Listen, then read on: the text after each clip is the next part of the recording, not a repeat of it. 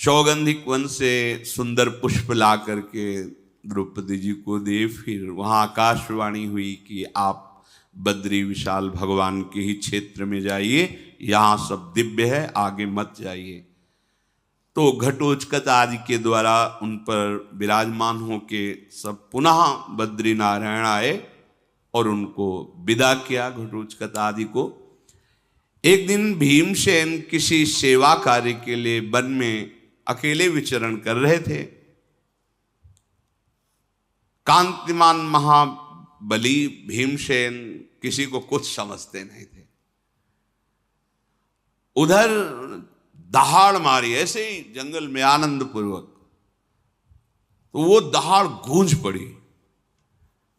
तो तत्काल देखा एक गुफा से मुंह फैलाए हुए अजगर ऐसे, और उसका आकर्षण इतने जोर का था कि जैसे कुछ चुंबक खींच लेता है, ऐसे भीम खींचे हुए चले गए और वो अपने शरीर से भीम को फांस लिया। जो अजगर होता पहला कार्य करता है अपने शिकार को अपने बंधन में इतना जकड़ता है कि चूर चूर हो जाए, फिर उसे लील जाता है। पर्वत काय विशाल अजगर महाबली भीमसेन ने देखा कि हल्दी का जैसा रंग, ऐसे उसकी त्वचा का रंग, और क्रोध में हुआ भीम को जकड़ने लगा। भीम ने अपनी बहुत ताकत लगाई पर कुछ काम नहीं कर रही थी उसकी जकड़ के आगे। भीमसेन का शरीर शिथिल होने लगा, अचेत होने लगे, कोई बल काम नहीं कर रहा। दसियों हजार हाथियों का बल जिनकी भुजाओं में है, अजगर से आज नहीं छूट पा रहे। तेजस्वी भीम ने अपने को जब देखा कि अब तो बस ये लील ही जाएगा, अपने पास में नागपाश में बांध लिया। घोर प्रयत्न किया, भीमसेन किसी भी प्रकार सर्प के उस पास से बाहर नहीं निकल सके।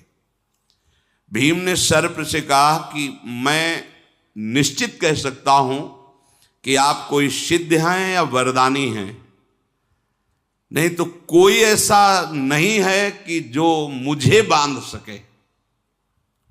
मैं धर्मराज युधिष्ठिर का छोटा भाई, महाराज पांडु का पुत्र भीमसेन हूं।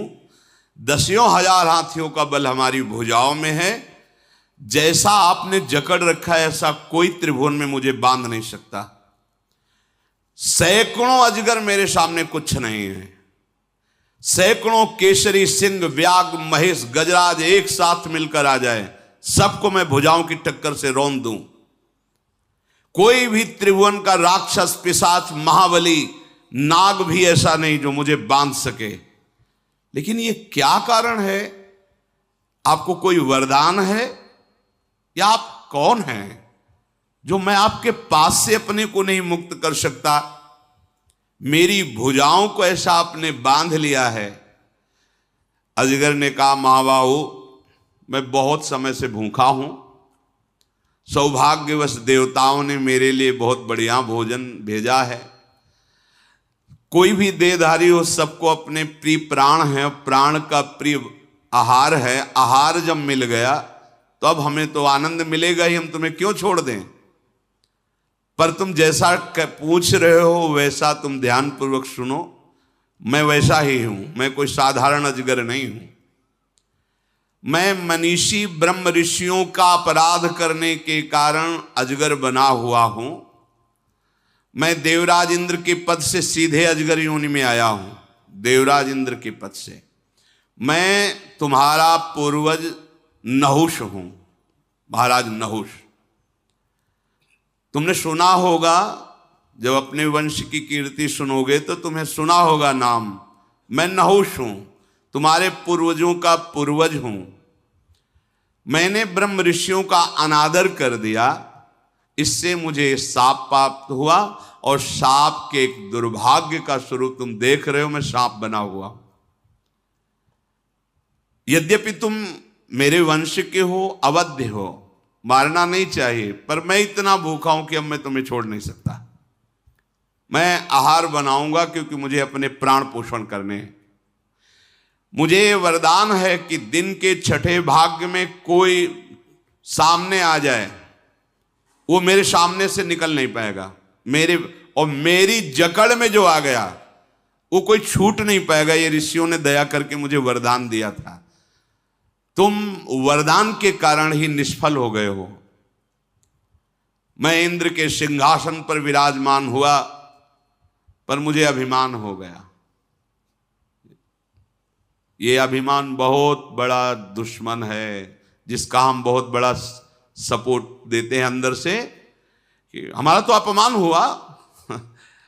नीचा अपमानम सुधा, अमृत नहीं पीना चाहते। सम्मानम कल्याति घोर गरलम, वृंदावन धाम का यह सिद्धांत है श्रीपाद प्रबोधानंद सरस्वती जी महाराज।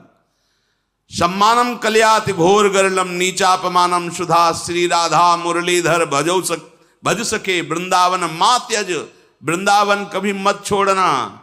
यहां ऐसे रहो, सम्मान को विष के समान समझो, नीच पुरुषों द्वारा किए हुए अपमान को अमृत के समान समझो, और राधा मुरली मनोहर का निरंतर भजन करो।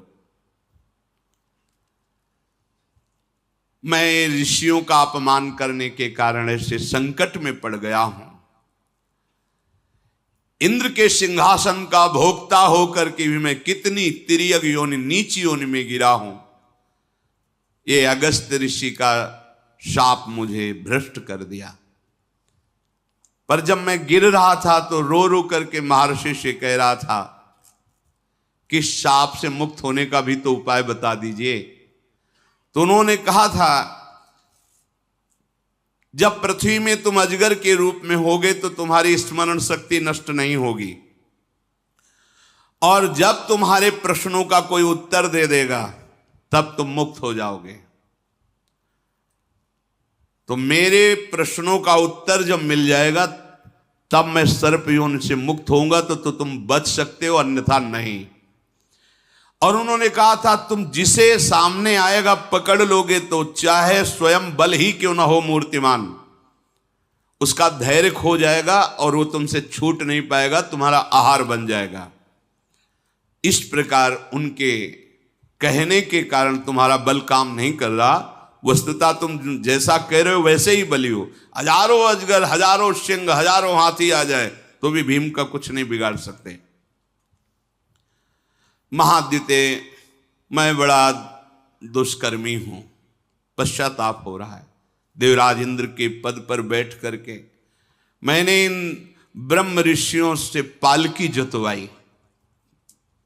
ऊपर वो बैठे, पालकी में ब्रह्म ऋषि। ये अभिमान कुछ भी करवा लेता है, बहुत होश में। हम देखते हैं सूक्ष्मता से कि जैसे धन के बल से मुनीम रखा जाता है, धन के बल से नौकर रखा जाता है, ऐसे धनाभिमानी जन विरक्त साधुओं को भी समझते हैं। जब ये पता चले कि मैंने जीवन में जो कमाया, जो कुछ हुआ, उसका तो यहां कोई महत्व ही नहीं है, तब तो हमारी साधुता। अगर हमें नाम का बल नहीं, अपने आराध्य देव का बल नहीं है, तो वेश रखने से मतलब क्या रहा। अगर सम्मान है धन का, कभी कभी जानबूझ करके ऐसा व्यवहार करना पड़ता है जिससे तुम्हारे अभिमान का नाश हो। पर यदि तुम परमार्थ के पथिक नहीं हो तो ठहरोगे नहीं, भागना पड़ेगा। अगर कहीं भी किसी का आदर है तो उसके अंदर भक्ति बढ़े, श्रद्धा बढ़े, जिससे वो हजारों का सहयोग कर सके।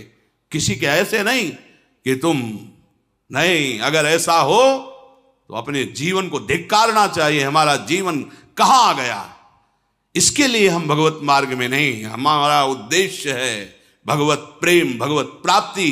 हाँ, उस उद्देश्य की पूर्ति के लिए जितना भी हमें, आप हमारे सर पर पैर रखकर चलो, स्वीकार है, लेकिन प्रियाजू की तरफ, संसार की तरफ नहीं, फिर नहीं, फिर नहीं। मैं इंद्रासन का सुख भोग कर इतना अभिमानी बन गया कि ब्रह्म ऋषियों को पालकी में जतवा दिया। तुम मेरी पकड़ में आ गए हो, अब तुम छूटने वाले नहीं। यद्यपि मैं जानता हूं तुम हमारे वंशज हो, नहीं खाना चाहिए, पर मैं बहुत भूखा हूं, मैं अपने शरीर के रक्षा के लिए तुम्हें खाऊंगा, दैव ने मुझे अकारण आपको भोजन रूप में दिया है। भीम ने कहा, मुझे मृत्यु का शोक नहीं, पर शोक यह है कि अगर मैं मरा तो मेरे भाई इतने निराश हो जाएंगे कि फिर वो पुनः राजगद्दी में बैठने की सोचेंगे भी नहीं, और अगर धर्मराज युधिष्ठिर जैसा राजा ना हुआ तो प्रजा जीवित नहीं रहेगी। मेरी मृत्यु सुनकर के मेरे भाई सब उद्योग रहित हो जाएंगे, अर्थात जो आज हम ठान रहे हैं कि हस्तिनापुर का राज्य धर्मराज युधिष्ठिर प्राप्त करें, वो नहीं हो पाएगा। भुजंगम, मेरे शरीर छोड़ते ही मेरी माता प्राण छोड़ देगी, क्योंकि वो केवल जी ही इसीलिए रही कि मेरे पुत्र इतना कष्ट पा रहे हैं, पर अपने बाहुबल से एक दिन सिंहासन पर बैठेंगे। भीमसेन ऐसा कह ही रहे थे कि सर्प ने उनकी केवल 2 भुजाएं छोड़ी और जकड़ और मजबूत कर दी। उनको बहुत पीड़ा होने लगी भीम को। इतने में युधिष्ठिर जी की बाईं आंख फड़की और उनको लगा कोई अनिष्ट हो गया। युधिष्ठिर जी के महान हृदय में घबराहट पैदा हुई। यह धर्म का लक्षण होता है। द्रौपदी से पूछा, भीम कहाँ है? तो उनका ऐसे ही, वो तो वन विहार के लिए निकल गए थे। धौम्याचार्य को तुरंत आगे किया तो भीम के पैर अलग ही दिखाई दे रहे थे। जहां जहां पड़ते थे वहां भूमि धस जाती थी। उनके चरण चिन्हों के आधार पर ब्राह्मणों को आगे करके युधिष्ठिर जी चले। पद चिन्ह देखते देखते आगे बढ़े।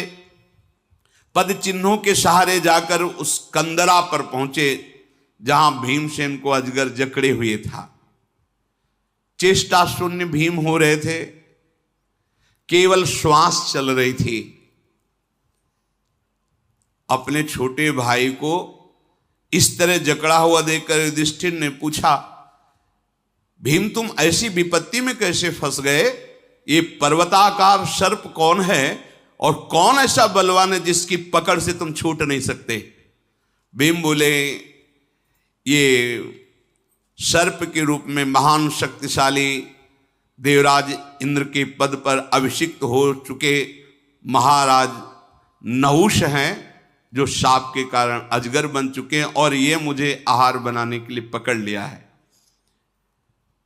युधिष्ठिर जी ने हाथ जोड़ा और कहा, महाराज आप जानते हैं हमारे आप पूर्वज हैं, आप मेरे भाई को छोड़ दें, मैं आपकी भूख मिटाने के लिए जो कहेंगे वो आपको दूंगा। सर्प बोला, राजन ये आहार मुझे दैव ने दिया है, तुम्हें यहां नहीं ठहरना चाहिए, नहीं जाओ, तुम भी मेरे आहार बन जाओगे।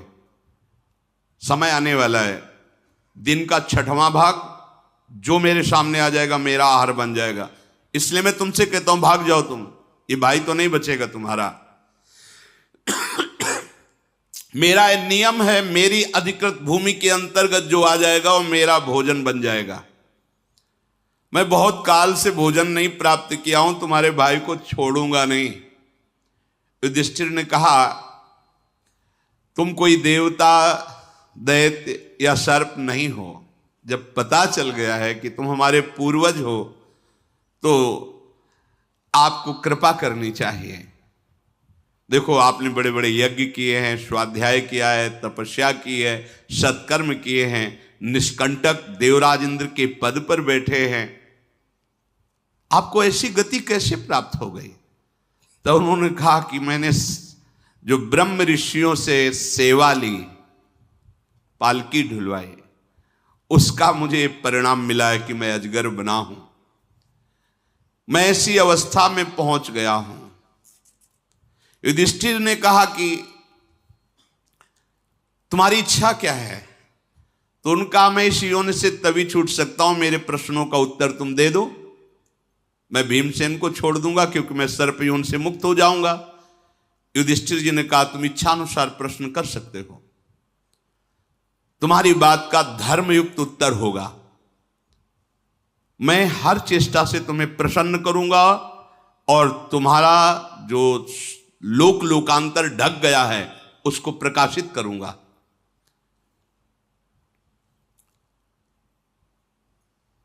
सर्प ने कहा कि मैं ब्रह्म ऋषियों का जीवन जानना चाहता हूं, तुम ही जानते हो उस तत्व को। किसे कहते हैं ब्रह्म ऋषि? ब्रह्म ऋषि किसे कहते हैं? जानने योग्य तत्व क्या है जिसे जान लेने के बाद कुछ जानना बाकी नहीं रहता? अनुमान से नहीं, अनुभव से। तुम महान बुद्धिमान साक्षात धर्म हो, मेरा उत्तर दीजिए। युधिष्ठिर ने कहा, नागराज, जिसमें सत्य विराजमान हो, वाणी में और जीवन में भी, और दूसरों को सुख देने की भावना हो, और हर अपराध को क्षमा करने का स्वभाव हो, बहुत ही सुशील और सरल स्वभाव हो, क्रूरता कभी छू न गई हो, और तपस्या जिसके स्वभाव में बैठी हो, जिसमें ऐसे सद्गुण विराजमान हो, उसे ब्रह्म ऋषि कहा जाता है। सत्यम दानम क्षमाशीलो मानसंस तपो घृणा दृश्यन्ते यत्र नागेंद्र स्वब्राह्मण इति स्मृता। और तुमने पूछा जानने योग्य तत्व क्या है, तो जानने योग्य तत्व परब्रह्म है। जो परब्रह्म को जान लेता है वो दुख और सुख दोनों से परे पहुंच जाता है। जो उस तत्व को जान लेता है उसके हृदय में कभी शोक नहीं होता है। जानने योग्य तत्व दुख और सुख से परे बताया तुमने। नहुषी बोले, पर मैं तो सबको दुख और सुख से युक्त देखता हूं। हां, सत्य है, जो दिखाई देता है वो तत्व नहीं है। जो दिखाई देता है सुख दुख, वो भोक्ता देहाभिमानी जीव है, वो तत्व नहीं है। तत्व तो अनुभव में आने की, वो देखने वाली वस्तु थोड़ी है। वो लक्षणों के अभाव में जो तुम बाहरी देख रहे हो, शरीर क्रिया, और देहाभिमानी जीव जो दुख सुख का भोक्ता कर रहा है वो अपने स्वरूप को नहीं जान रहा है। तत्व दुख सुख से परे शोक रहित स्थिति है। जो दुख सुख से परे वेद्य तत्व है, दुख सुख से शून्य है, उस पद को जानने के लिए देह भाव का त्याग करना होता है। वो हर समय देह ही भाव में तो रहते हैं। देखो ना, उठना बैठना खाना पीना चलना बोलना, लेकिन जो तत्व बोध जिसे हो जाता है, ये सब करते हुए भी वो कुछ नहीं करता। नागराज, मेरा तो यही विचार है, फिर आप जैसा कहें। जिससे संस्कार, सदाचार और देह भाव का नाश ये प्राप्त होता है, वो ब्रह्म ऋषि का संग कहलाता है। संस्कार, भागवती, सदाचार, इंद्रियों का संयम और देह भाव का नाश अर्थात आत्मस्वरूप में स्थिति, ये किसके संग से, किस साधन से? बोले ब्रह्म ऋषियों के संग से, भगवत प्रेमी महात्माओं के संग से। फिर सर्प ने कहा कि मैं तुम्हारी बात अच्छी तरह से समझ रहा हूं, तुम ठीक से धर्म को जानने वाले हो। तुम्हारे भीमसेन को अभी तो मैं नहीं खा रहा, पर जानने योग्य बात का और विस्तार से वर्णन करो। तो युधिष्ठिर जी ने कहा, वेद वेदांगों के पारगामी विद्वान जिस आचरण को प्रमाणित करते हैं वही आचरण करना चाहिए, मनमानी नहीं। हम वेदों को नहीं जानते, शास्त्रों में क्या लिखा है इतना पढ़े नहीं सब। तो जो संत गुरुदेव बोल रहे हैं वो सार है, उसको पकड़ो, उसके अनुसार चलो। वेद रूपी जंगल में तुम भटक जाओगे, नहीं जान पाओगे रास्ता क्या है। ऐसा समझो जैसे मेडिकल स्टोर है, तुम परेशान हो सर दर्द से, तो अब तुम दवाई जानते नहीं हो, अब कोई ऐसी दवा खा ली जिसमें तुम्हें परेशानी हो, तो डॉक्टर के साथ मेडिकल स्टोर अर्थात उनकी लिखी हुई दवा के साथ, तो फिर वहां से जो औषधि मिलेगी वो काम करेगी। ये शास्त्र हैं, वेद हैं, पूरे मेडिकल स्टोर, हर रोग की औषधि है। सदगुरु हैं, डॉक्टर वैद्य, वो जो तुम्हें दे रहे हैं उसे पालो। अब ये मत कहो कि उस शीशी में लाल लाल बहुत मीठा लग रहा होगा, वो वाली देव दवा ये नहीं, ये दवा है। हाँ, हम लोग क्या चाहते कि खूब सम्मान मिले और सबसे आते ही ये हमें गले लगाएं, दुलार करें, पुचकारें, बैठारें और फिर मतलब जो चाहे वो हमसे ले लें पर हमको खूब सम्मान दें। ऐसा नहीं हो सकता, नहीं हो सकता। बहुत कड़वी दवा है ये जो दी जाती है, पर भवरोग की अचूक दवा है। अब जो बर्दाश्त कर पावे सो। इस विषय में सर्प ने कहा कि मैं आपसे प्रश्न करता हूं कि दान देने से, सत्य और प्रिय वचन बोलने से और अहिंसा करने से, मतलब अहिंसा, किसी की हिंसा न करे, उत्तम गति पा सकता है। आपका क्या विचार है? युधिष्ठिर जी ने कहा दान से भी बड़ा पलड़ा भारी होता है सत्य का,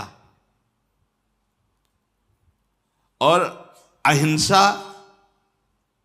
और हितकर भाषण सत्य से भी भारी होता है।